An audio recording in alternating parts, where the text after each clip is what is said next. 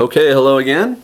I'm going to put that back up there, and I'm just going to film 3 of these in a row. I'm kind of on a roll. I'm really enjoying this. I hope if you've watched up to this 3rd part, you're enjoying them too. I hope to do more. I'm not going to obviously get through everything tonight, but I just wanted to film 3 of them in a row, kind of while I was thinking about it, and have them so I could just post them one after another for you guys. Okay, so I just showed you a close-up. A Hard Day's Night, the Beatles movie from 1964, 1965, that really got them started. Black and white, but just, you know, whatever your perception is of the Beatles, they were incredibly charismatic and interesting guys. And this film really captures that just perfectly. The music is, of course, spectacular. The comedy, it's a funny film.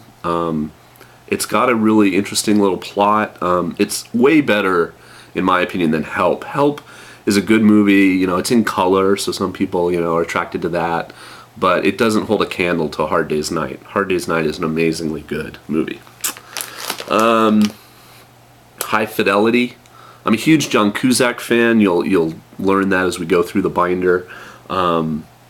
I'm also a big fan of Nick Hornby, who wrote the book that it's based on, and I thought it was a good adaptation for what they did with it. And High Fidelity will always stand out for me because I'd heard about Tenacious D a little bit, but I didn't really know who Jack Black was when I saw High Fidelity. So that scene at the end, and I hope I'm not spoiling it for you, because Jack Black is now so famous, I doubt I am. That scene at the end where, you know, John Cusack is apprehensive about his friend getting up and singing, because, you know, you think, Jack Black, you know, this character he plays in the film, he's going to be horrible. It's going to be disaster. And of course he gets up and he sings amazingly well. He does this Marvin Gaye song, and it's just such a great end moment to this movie. You know, a movie that I can't even tell you how much this influenced, like, my thinking about movies when I first saw it. Heathers. Heathers is kind of the anti-John Hughes movie, and I haven't gotten to a John Hughes movie yet to talk about him and, you know, how much his movies have meant to me. But, you know, if you've seen around my room, I have a Ferris Bueller poster, Breakfast Club, 16 Candles. John Hughes was huge to me. But Heathers came out in 1988-89 and just kind of blew away like the whole John Hughes format.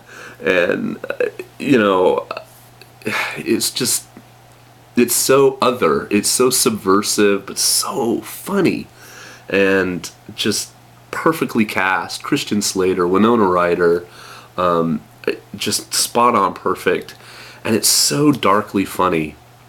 And it's such a shame because the guy who did it, Daniel Waters, has never really made another movie, in my opinion, that's even approaches Heathers. He made the disastrous Hudson Hawk movie after Heathers as a follow-up with Bruce Willis.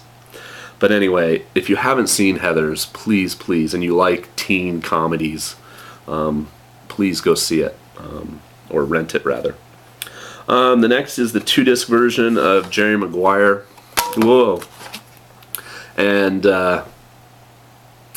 so Cameron Crowe. I think I'm gonna save what I'm gonna say about Cameron until we get to Say Anything, which is another John Cusack movie.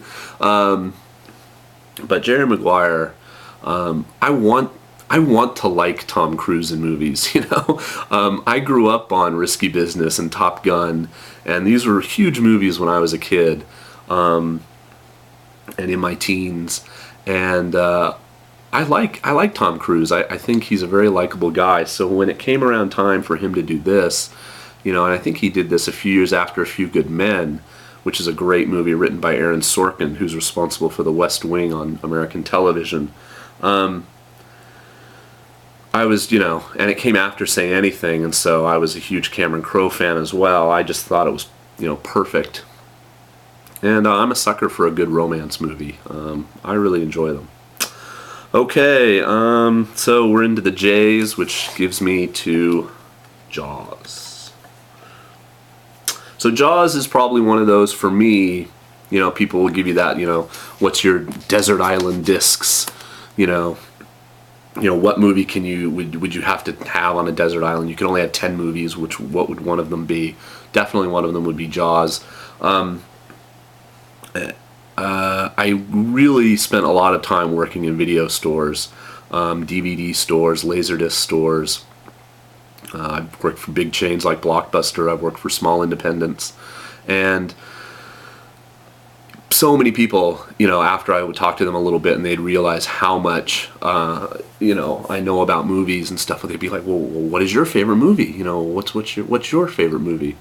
And I have a lot, but Jaws was an easy answer because everybody knows it.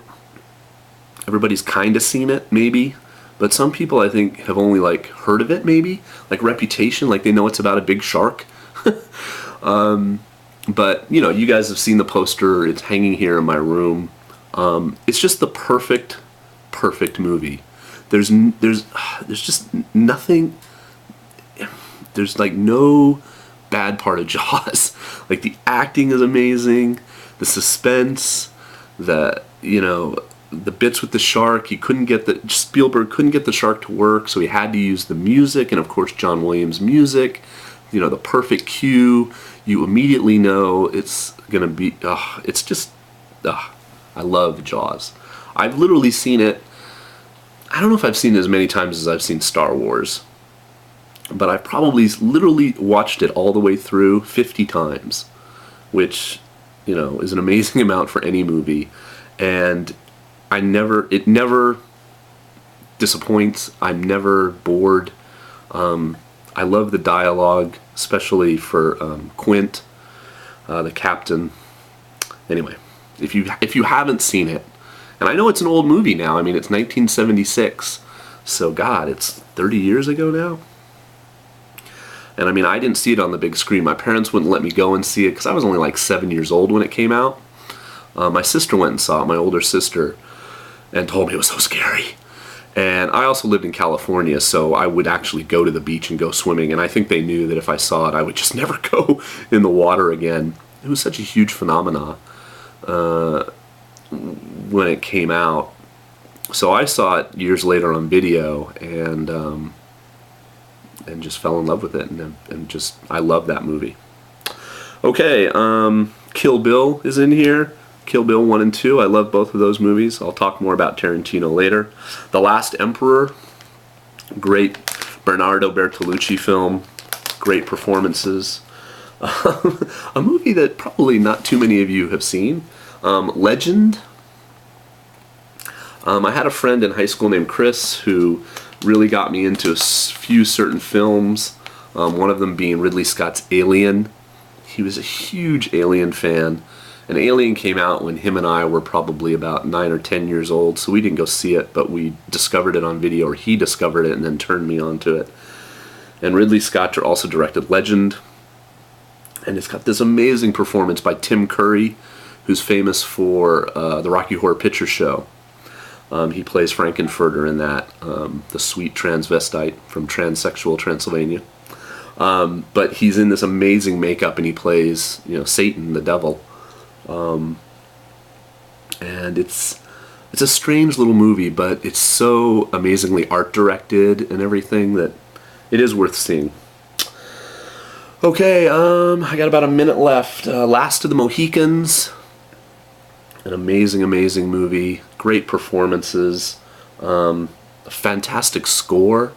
And great like battle sequences. Michael Mann directed it. He directed Heat. He's a fantastic director. And Manhunter, another great movie. And I guess I'll leave off at the beginning of the L's here with a great foreign French film called La Femme Nikita. Many of you have probably seen Leon the Professional and other things by Luc Besson. He did The Fifth Element, and he's responsible for La Femme Nikita, this amazing action thriller. Okay, that's it. We're about halfway through. It's not too bad for 3 segments. More soon. Bye.